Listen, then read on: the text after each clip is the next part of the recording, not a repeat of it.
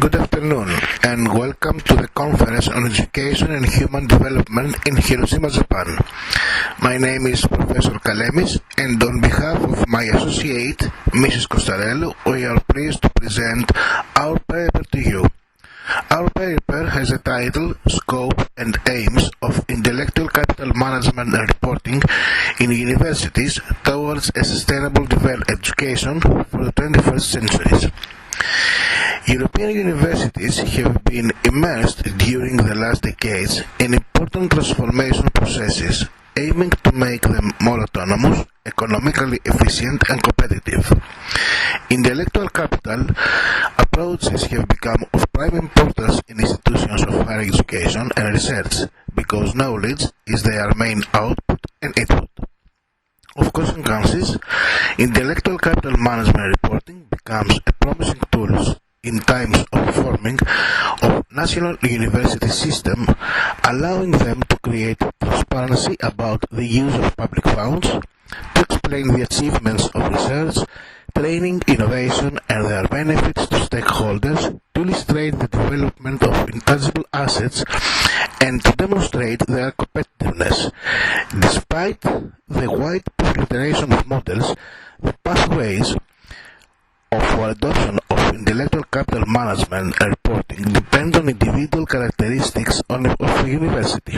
What is missing is a quite general model that could be used for different university systems and development stages of universities. Since October 2012 up until May 2013, 3 mutual learning workshops have been organized in Bucharest, Romania, as a means to bring together 15 international experts and practitioners aiming to draft a model of IC reporting for universities. This paper is a part of their job, in which I have been honored to participate. Those workshops have been developed in the frame of the project Quality Assurance in Higher Education through Habilitation and Auditing, and was co-founded by the European Social Fund's European program. The term intellectual capital refers to the resources on which the organization relies in the broadest sense, included not only human capital resources but those of the organization itself and its relations with its environment. The concept is a term that has been conceived with practice. Intellectual capital has also been categorized in different ways by academics and business management since the mid-90s. Nevertheless, it is important to note that the real wealth from intellectual capital not only resides in the sum of the elements which make up the whole, but in the interconnections between them.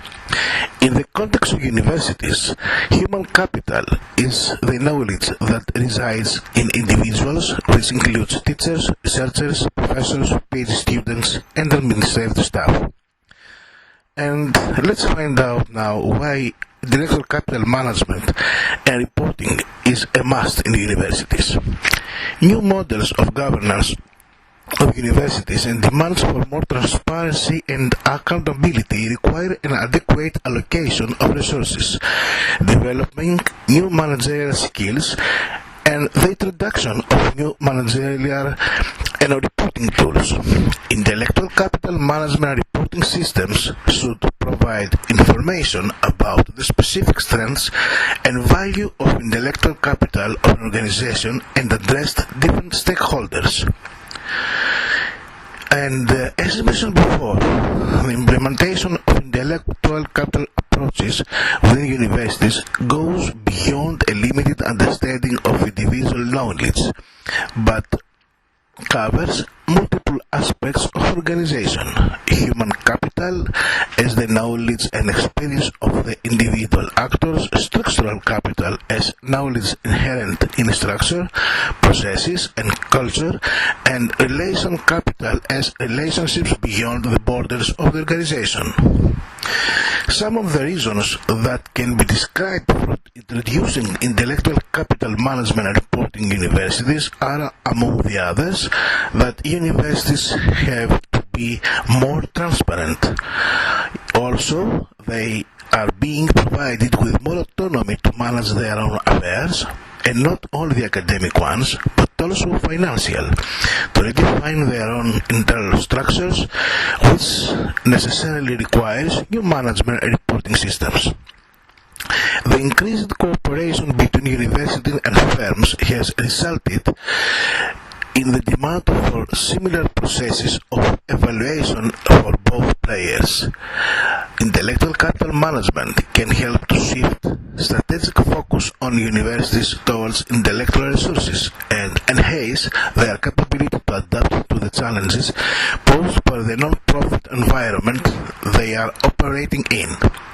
Also, the ranking of education and research organizations should be based more on consistent, objective and shared metrics, also to strengthen the links amongst universities and companies on the basis of a common language. So far, and after the things we discussed, we can also see that a university may allow different paths, not necessarily the linear sequence as just described. While some universities may start with the formulation of a strategy and the concerted operationalization by using some intellectual capital indicators, others may gain experience in using some basic indicator, let's say for example comparing with others because the ministry is demanding for it and so on, and get aware about the necessity to use more specific intellectual capital indicators. Several European countries as well as individual higher educational institutions and research institutes have started to develop and implement intellectual capital reporting system in recent years. New models of governance of universities and demands for more transparency and accountability require an adequate allocation of resources, developing new managerial skills, and the introduction of new managerial and reporting tools. With intellectual capital reports, two aims are intending. Firstly, comparable and reliable information for the universities.